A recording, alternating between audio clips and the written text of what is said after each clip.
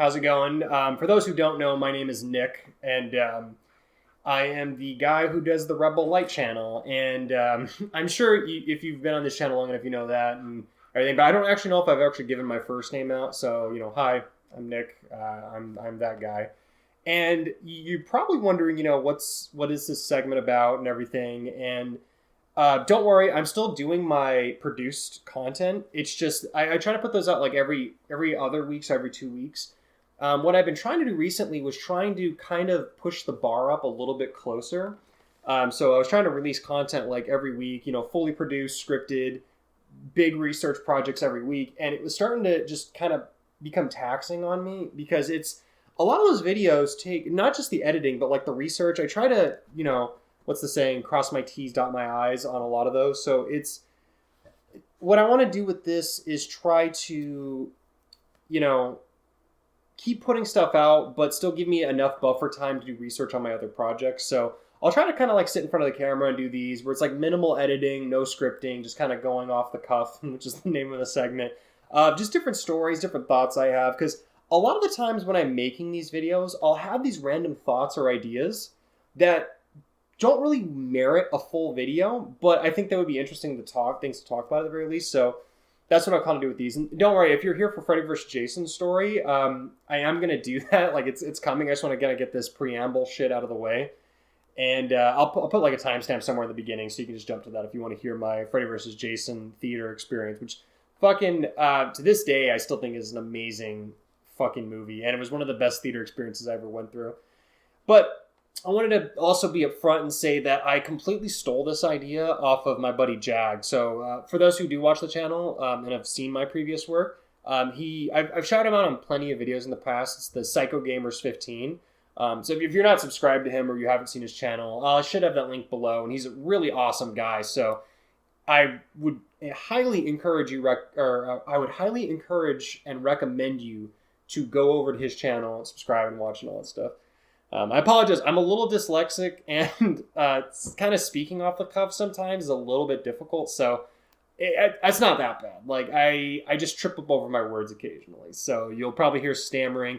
I have a bit of a stutter, so I apologize. I'm working at it. I don't know if you can hear the panting, but right off camera is my dog. So if you haven't seen the Crusade to Destroy and Save Shaq Fu, I do have a dog. Let me see if I can get him on camera here.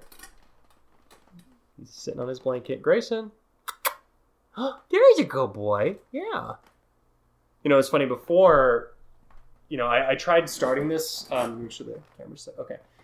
When I tried to do these little off-the-cuff things like 2 or 3 times before, when I was kind of doing like test shots and everything, he kept wanting to jump up into the video. So it was one of those things where it was like, do you just want to be in the video, buddy? Like, is that your spiel, right, buddy? But he's chilling out now, right, buddy? Yeah, there you go, buddy. We'll go to bed soon, I promise. So, fuck me, I need to get a haircut. I promise it won't just be this. I have a bit of a squirrel brain, so I see something and I squirrel and look in a different fucking direction. But I wanted to definitely give him a shout out ahead of time because he's the one that I kind of had the idea to do this before, but I really didn't. The kick in the ass that I needed to actually go ahead and start doing these segments was watching his book reviews and stuff like that, because he does some very in-depth good stuff. But speaking of the Crusade to Destroy and Save Shaq Fu, I've been wanting to give a shout out to a specific person, but the problem is I've been trying to kind of keep it a surprise, just because it was kind of cool that I reached out to this person and they ended up reaching back, and I've been talking to him, and honestly, he's just a really super fucking cool guy. And I love the guy to death, honestly. But what I'll say without really spoiling or giving anything away is if you aren't subscribed or haven't checked out Simply AJ's channel, go subscribe and check it out. He's a really cool fucking guy. Get along with him super well, and he's cool as shit. I'm looking forward to more conversation with the guy. It's really, really fucking cool. But again, I should have it linked below, so if you want to check his stuff out, definitely go check it out and support his channel.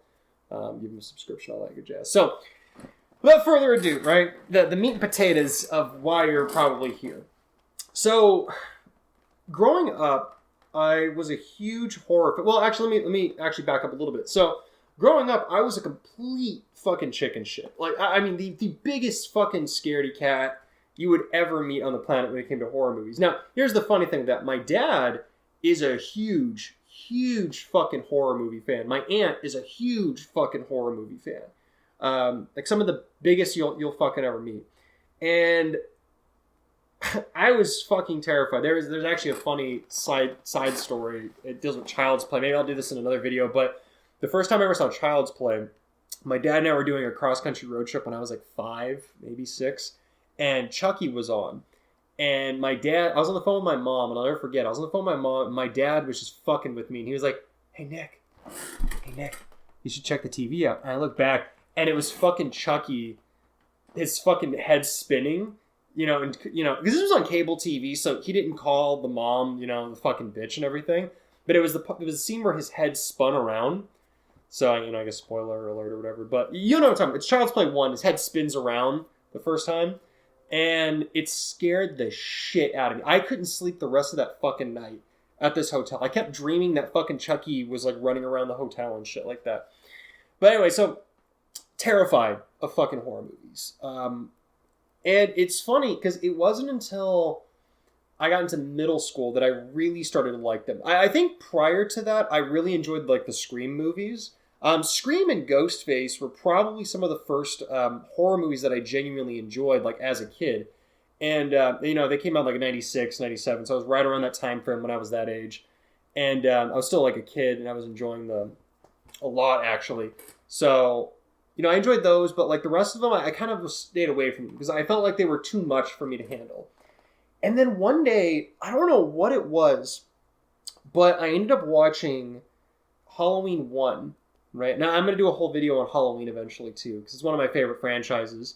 But I ended up watching Halloween 1, and it changed my entire perception on horror movies after that point. And then I watched not Friday the 13th, but Nightmare on Elm Street 3, The Dream Warriors, which is one of my favorite horror movies of all time. And still is one of my favorite horror movies of all time. So, if you're wondering who I chose between Freddy vs. Jason, I was rooting for Freddy, from the get-go, because I didn't see... So, I was in an interesting situation, right? So, the first Friday the 13th movie I ever saw was Friday the 13th, the first one, the very first one, but I knew who Jason was before I watched it. So, if you haven't seen Friday the 13th, I won't, for some reason, if you haven't seen it, or don't know what the twist is, I won't spoil it here, but I didn't see the twist coming with the part 1. So, I actually always recommend watching part 1 after you know who Jason is and are established with him as a character, because I think it's more effective that way, because it caught me off guard completely. So the movie Freddy vs. Jason, right? A lot of people say it's a guilty pleasure of theirs, but it's honestly one of my favorite movies of all time. I'm not even kidding. I have seen that fucking movie so many goddamn times. It's crazy. I love that movie so much that the reason I know who Kelly Rowland is because of that particular movie. So, and through that, I ended up listening to some of her music just because she was in Freddy vs. Jason. I loved that fucking movie so much. And so, I think it's great. Now, it's not perfect by any stretch of the imagination. Like, it's not. And there's definitely some things that I would have done differently with it, especially because I'm also a huge fucking Hellraiser fan. So, like, Pinhead's like my boy, and hearing if you know what the original idea was for the ending, it's very sad, with Pinhead and everything. But so when I went to go see Freddy vs. Jason, I'll never forget it, because it was one of the coolest fucking movie experiences I've ever been in. Now, let me just kind of set the stage. At the time, I lived in Dayton, Ohio, when I was in middle school when Freddy vs. Jason came out. And I was with me and my dad. My dad would actually take me to horror movies like all the time, even when I was still afraid of horror movies. And especially afterwards. It's one of the things that, aside from concerts, which is like a whole other thing I could talk about, my dad and I bonded on really well, was horror movies and concerts. So anytime a horror movie came out and he was interested in it, he would always want to take me. So my best friend at the time was a guy named Matt Wolf. And we called him the Wolf Man for obvious reasons. His last name was fucking Wolf. And I believe it was Matt McCartney or Sean?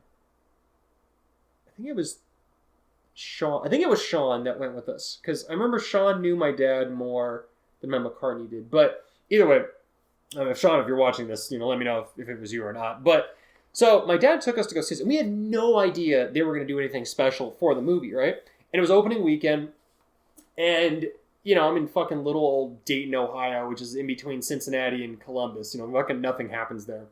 We walk into the movie theater, we go, and I remember seeing it right out of the corner of my fucking eye. And I don't know if there's pictures, so if there are before I put this up, I'm going to see if there's pictures of other movie theaters if they did this or not, but I don't think any other movie theaters did this. So, and I'm fucking pissed that I didn't take any pictures of this shit. But, this was before, this was actually before cell phones were even that big of a deal yet. So, I remember walking in, we went to go get popcorn and shit, and I see out of the corner of my eye, the doors are taped with caution tape on it, and I just fucking knew. I knew immediately that that was the theater we were going to, right? I just had this fucking feeling. And so we get our shit, we look at our tickets, and of course, it's the caution tape one. And as we're walking towards the door, in the little, slits where you can see through the glass, it looks like there's smoke. Like, they have a fog machine in there. And I'm like, oh my fucking God. Are you kidding me right now? You're fucking kidding me. Okay. So, we fucking go, and we walk in, and the whole fucking movie theater is engulfed in fucking fog, like the fake fog machine.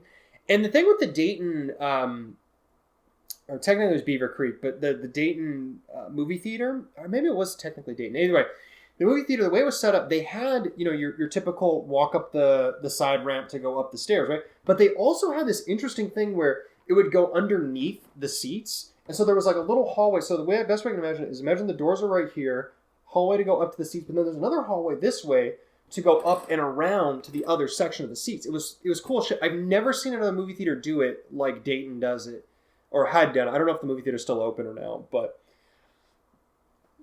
so we go up there and I'm like, holy shit, this is so cool.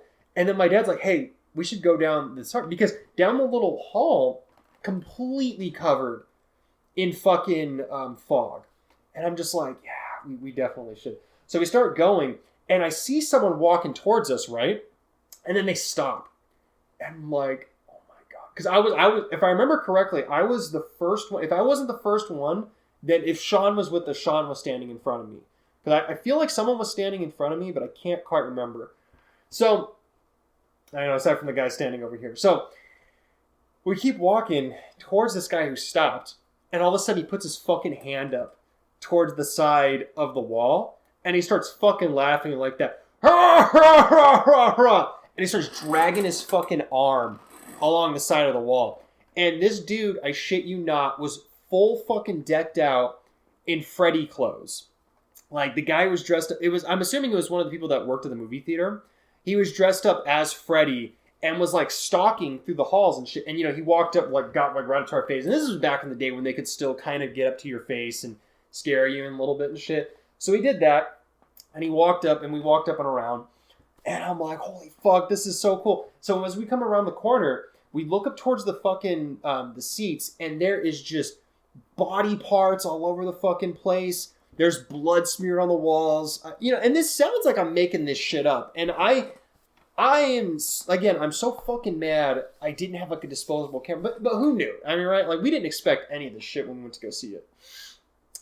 And like, there were like dead bodies and blood. No, there wasn't as many because, they didn't want to like take up all the seats. But there was quite a bit of them around. So it was like, there was enough shit there to really put you in the mood. There was caution tape all over the place. So we go and sit down, and then we notice on the other side, there's a guy dressed up as Jason walking around. And occasionally, Jason and Freddy would meet in the center, stop, and kind of like get in each other's faces and just kind of do this circle walking thing. And then they would kind of, back up, and they'd keep doing that. And we got there maybe like 20 minutes before the movie started, so we're just kind of hanging out. The movie starts, the movie's going. They kind of like drop the fog effect a little bit, but the fog effect is still there.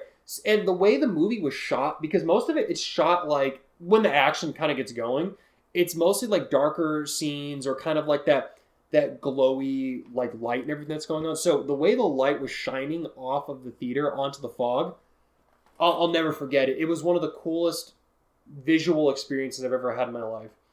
So about halfway through the movie, fucking the guy who's Freddy and Jason, I see them both kind of standing at the edges, and we're sitting like dead center, right? We got there before pretty much anybody else did, so we're sitting dead center, and I see the guys. They're standing right here, right?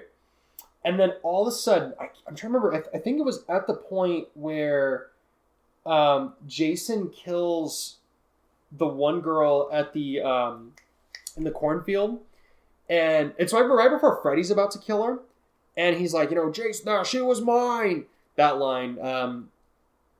Right after that line happened, fucking Freddy and the guys dressed up as Freddy and Jason come running at each other. Jason's got his fucking machete and they fucking slash at each other's weapons a couple times, jump back, run at each other again, do the slash again, and then take off.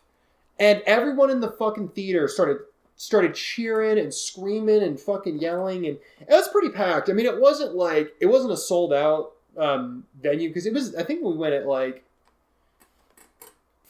4, maybe 3 or 4 in the afternoon. I can't remember. It was still daytime when we went to go see the movie, though. And, that was the last we saw them until the end of the movie. Because as we were walking out, they were there, and they were doing that shit and trying to scare you like one last time as you were exiting the theater. But I'll never forget just how like fucking crazy an experience that was. It was one of those things that I look back on, and I'm glad I got to experience something like that, because I know that not many other people. Because what's sad is and maybe this is one of the reasons why I hold Freddy vs. Jason in such a high regard. Because I think the movie's solid. Story-wise, it's pretty good. That gives them a reason to fight. They beat the shit out of each other so much, and the fights are good. Like, when the fights are happening, the fights are good. I think maybe one more fight would have been better, throughout the movie, but, it is what it is on that aspect. But I think one of the things that holds it so high up, because honestly, it's probably my favorite Friday the 13th movie. I know that's probably heresy, so, fuck me, I guess. But it probably is my favorite Friday the 13th. And I like a lot of the Friday the 13th movies, but that's probably my favorite one. Just because it's got fucking Freddy in it, and they fucking kick the shit out of each other. But I think that might be the reason why. Just the whole experience, going into the theater, seeing them just do all this stuff, because you could tell that the people that ran the theater cared enough about those franchises to do something special. And if you were a fan of those franchises, then you got to experience that something special. And at the time, I remember I wasn't as big of a Friday the 13th fan. I think at that point in time, I had only seen part 1. So, I knew Jason was... I think that was probably why I watched part 1, was to at least kind of understand what was going on a little bit leading up to that. But, yeah, fucking amazing ass experience. If you haven't seen Freddy vs. Jason and you think it's just schlocky and stupid, and okay, it is kind of like a dumb action horror movie, but if you're into horror movies, you'll get a kick out of it. If you don't like it, I understand some of the complaints, but at the same time, I'm going to stick to my guns and say it's way better than... If people give it shit, I think it's way better than the shit that it gets and deserves. But anyway, that was just kind of my little story and experience on Freddy vs. Jason. So if you like these little segments, definitely like, subscribe, all that good jazz. I'll be doing more of these, like I said, either once or maybe twice a week.